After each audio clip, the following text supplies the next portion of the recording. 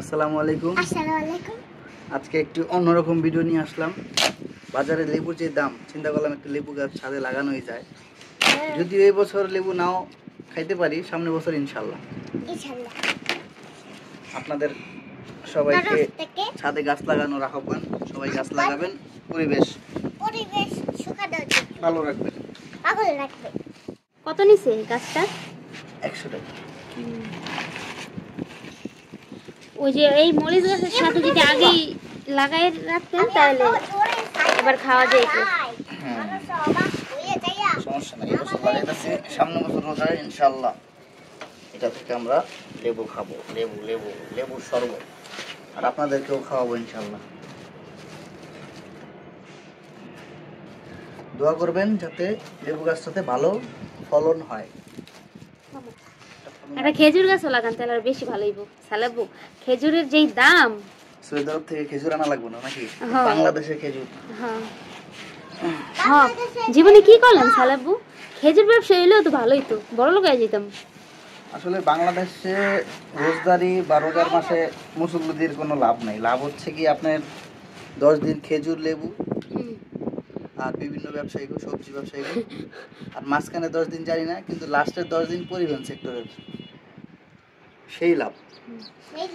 প্রথম 10 দিন খেজুর ব্যবসায়ী, লেবু ব্যবসায়ী, শসা ব্যবসায়ী, আর মাঝখানে 10 দিন আসলে আইডিয়া নাই, বলতে পারলাম না। আপনারা যদি জানেন, মাঝখানে 10 দিন মার্কেট, না মার্কেট লাস্টের 10 দিন মার্কেট আর পরিবহন সেক্টরের তাদের দখলে। হ্যালো গাইস, লেবুর গাছ লাগাচ্ছি, এই জন্য একটা সাবস্ক্রাইব করে দেন আর একটা লাইক করে দেন। এই না কেমন বলা।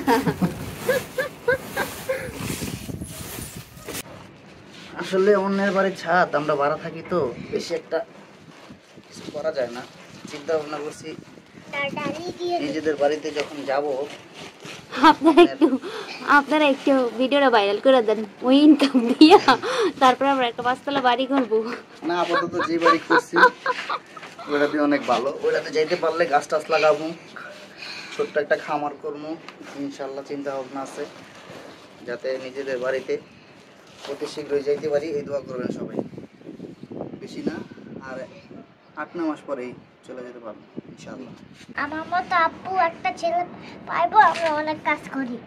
একটা লেবু গাছ লাগাই বাবার জন্য, পানি দিব, পয়সা দিব, পরে লেবু শরবত খাবো। গাছ লাগানো শেষ, আপনারা শুধু দোয়া করবেন যাতে লেবুটা তাড়াতাড়ি ফলন হয়।